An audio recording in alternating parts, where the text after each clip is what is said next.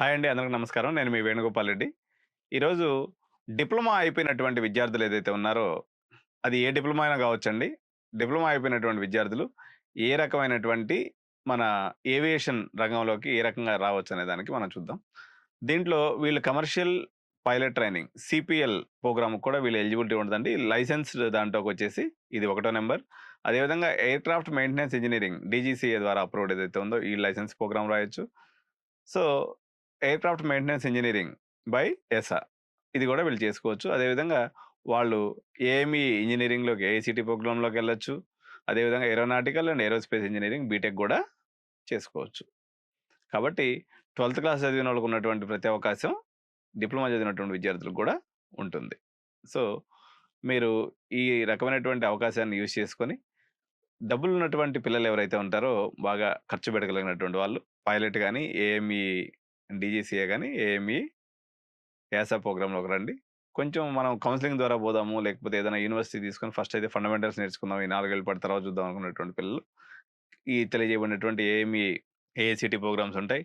BTech aeronautical engineering B Tech program ఉంటుంది. అదేవిధంగా aerospace engineering BTech programmes అన్ని ఐఐటీస్‌లో, ఎన్ఐటీస్‌లో అదేవిధంగా ఎంసెట్ కాలేజెస్‌లో కూడా ఈ ప్రోగ్రామ్స్ అన్నీ కూడా అవైలబుల్ ఉన్నాయి కాబట్టి, అట్లా కూడా మీరు వెళ్లి చేసుకోవచ్చు.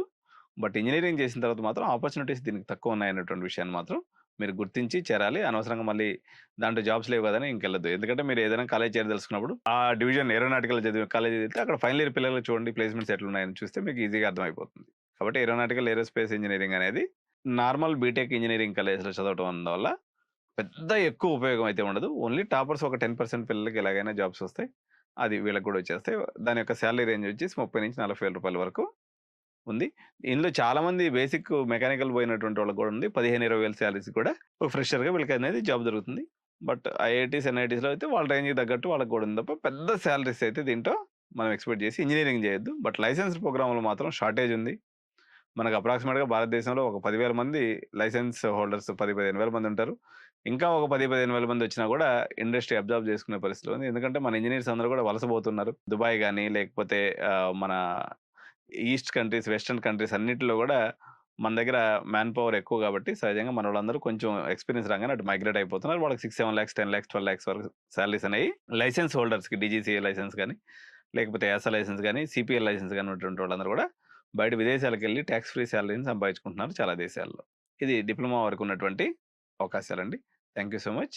మరింత సమాచారం కోసం 9133311450ని సంప్రదించండి. Bye by.